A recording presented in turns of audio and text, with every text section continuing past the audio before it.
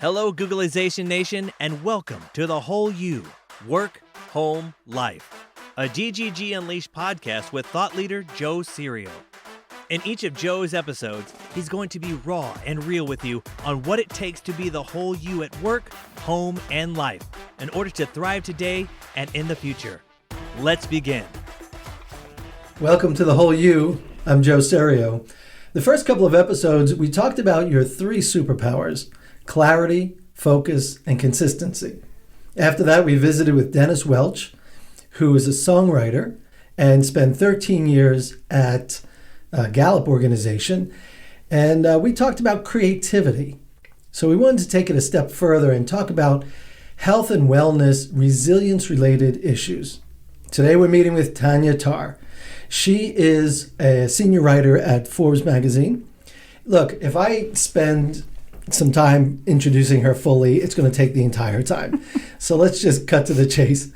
She's senior writer at Forbes magazine. She spent 20 years working on political campaigns, behind the scenes with election data, analyzing, studying people's behavior and choices. She's a behavioral scientist. She's worked with military families on military family readiness and conducted studies along those areas. I could go on, but I'm not going to. So here we are, Tanya Tarr. Tanya, hi. Hi, Joe. How are you? I'm good. Yeah, you can add executive health coach to that now. Executive health coach as well. Yeah, nice. Yeah, I'm sitting for the national exam in July, so excellent. Have not taken an exam in 25 years. It'll be very interesting. Well, maybe we'll talk about stress management. Yeah, maybe it's all related. Look at that. That's right. Yeah.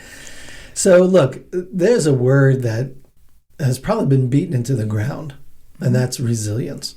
Mm-hmm. We hear it all the time, the resilient leader and the resilient person. I want to talk about your perspective on resilience and wellness. Mm-hmm. And I know that you have a couple of models that you use that I love, by the way. And thanks.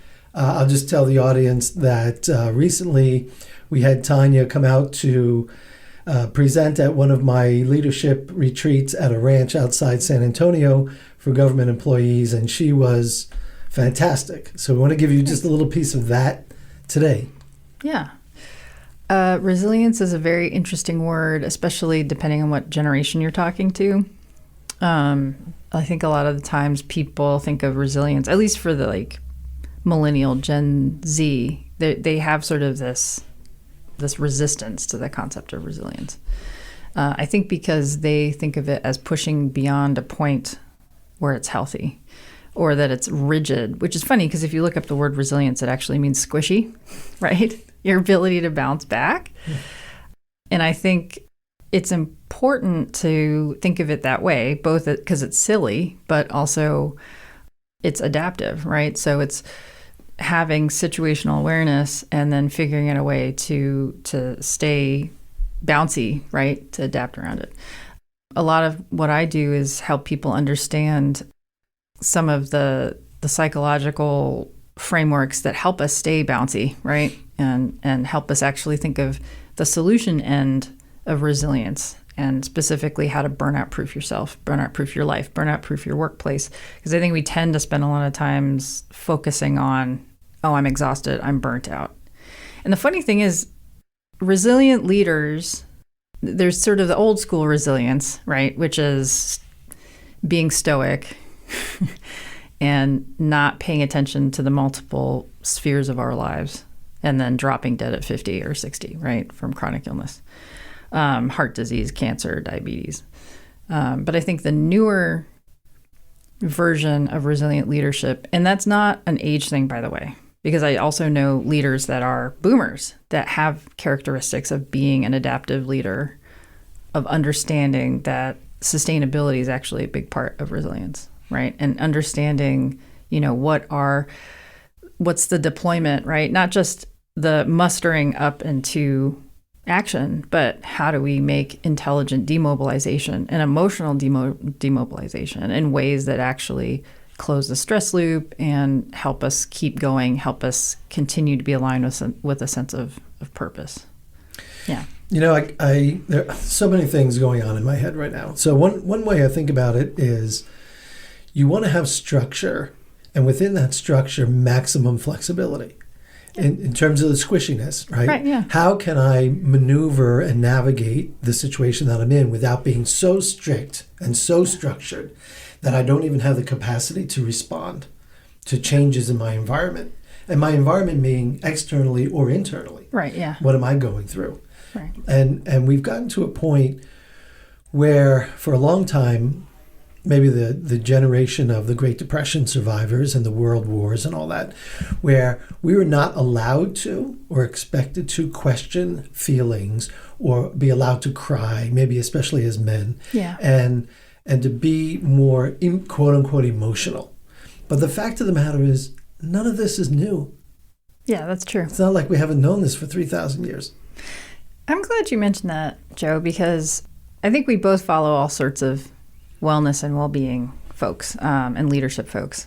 By the way, just as a side note, I consider myself a health and well-being executive coach, not a wellness coach. I know that this is a distinction that's lost on a lot of people, and I probably shouldn't get on that hill. But wellness, I feel like, is very tactical. Like, here are some self-care options versus well-being, which I think is different because I think of well-being from a systems approach. I also think of well-being as a critical strategic management issue, because all those folks that did do well, especially of the older generation, they understood that we live in an ecosystem, overlapping ecosystems, and there's home life, there's community life, there's professional life. And it's funny because, you know, if you listen to or read some of the big influencers out there, they tell you all these different things. You got to take an ice bath. You got to eat only protein. You got to, you know, do all this stuff. You got to make sure you have a certain type of sleep or not enough sleep or whatever. They give you this whole laundry list. And there are not a ton, but there's a significant number of peer-reviewed longitudinal studies that show that quality social relationships are one of the biggest drivers of longevity and health.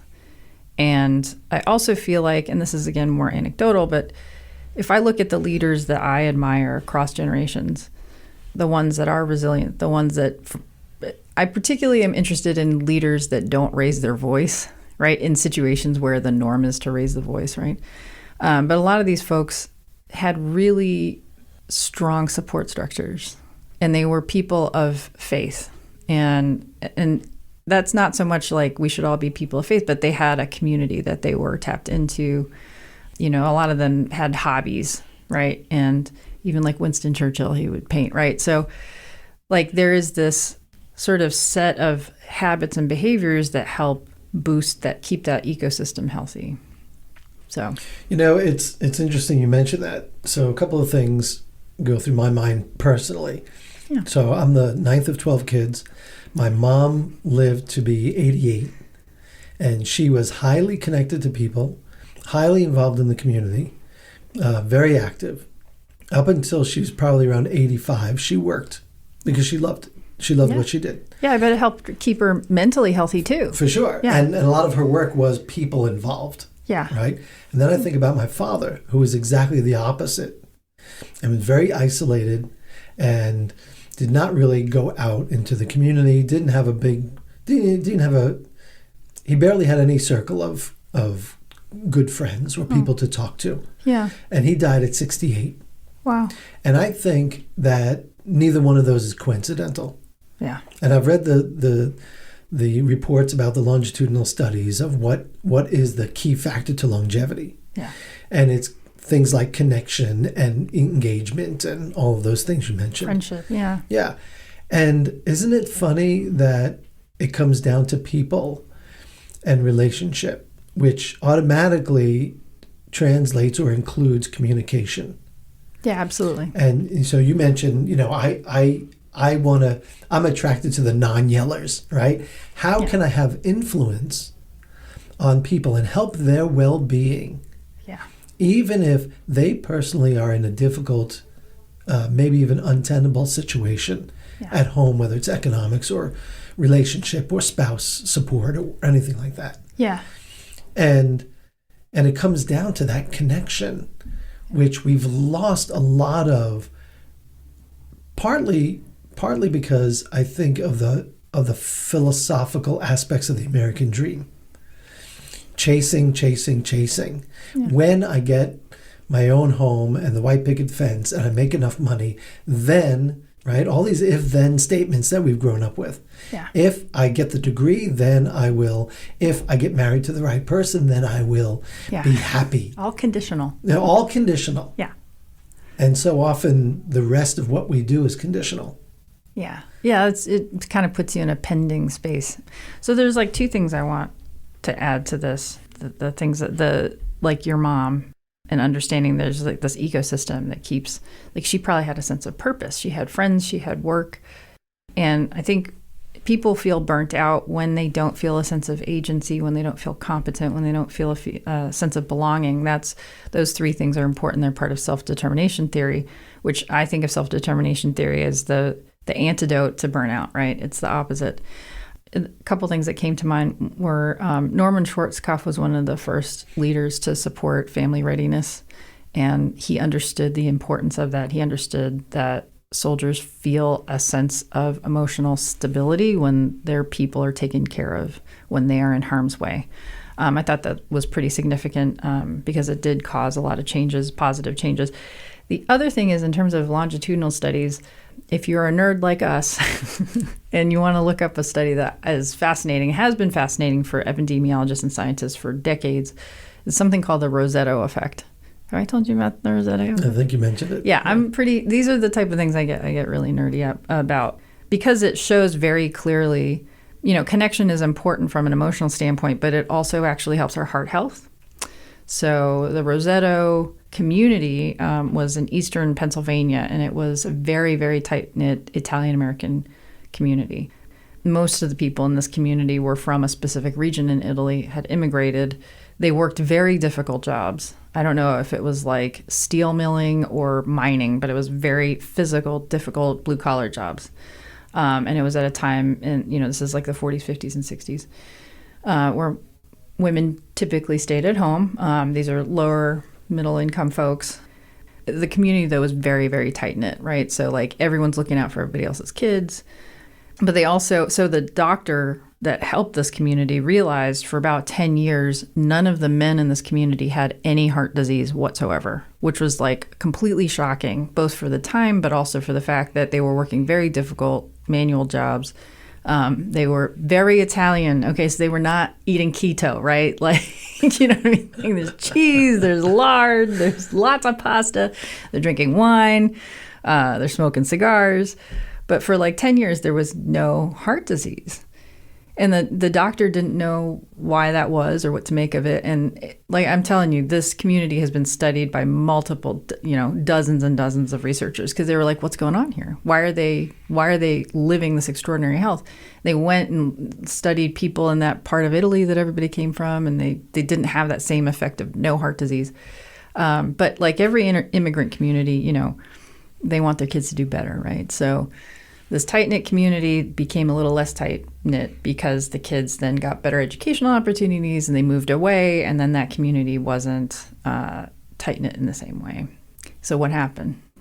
Heart disease goes up, and it looks like every other community and every other cohort of that male-type patient. And what this doctor and dozens of other researchers have just decided to accept is that part of it was because it was so tight-knit. That was keeping everybody heart healthy. And what's interesting is I just saw a TED Talk. I'll be sure to send to put in the liner notes, like the studies and the citations, because I think that's really important.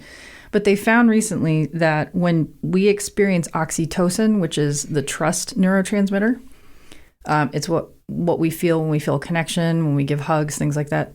But it doesn't just make us regulate mood better. It actually makes our physiological heart muscle better. Oxytocin actually feeds the heart muscle.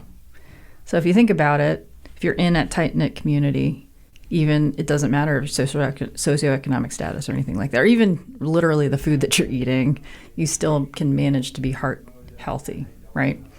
So that's why I always laugh when I see these laundry lists of, ice baths, raw food, whatever. Social connection should actually be at the top of that list, right? And that builds the foundation that you can build all sorts of other cool things on. But social connection is actually the first thing you should start looking at if you're trying to understand where am I in my well-being, Perfect.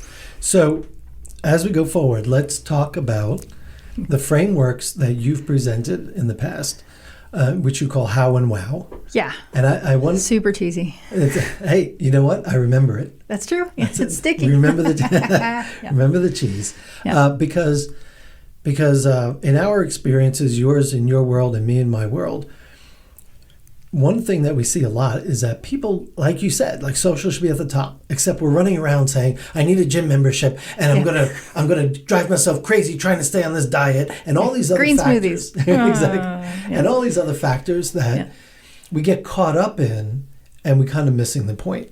Yeah.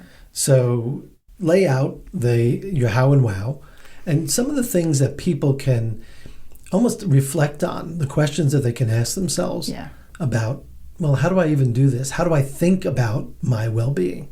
Join Joe and Tanya next month for part 2 of this 3-part conversation when Tanya shares her approach and framework, the how and wow for taking care of our well-being. That's it for today's episode. Thank you for tuning in and digging deep into what's ahead for the future as the whole you. We'll be back next month with Joe for another episode. But until then, visit his website for additional information at joeserio.com. And remember, don't let the shift hit your plans.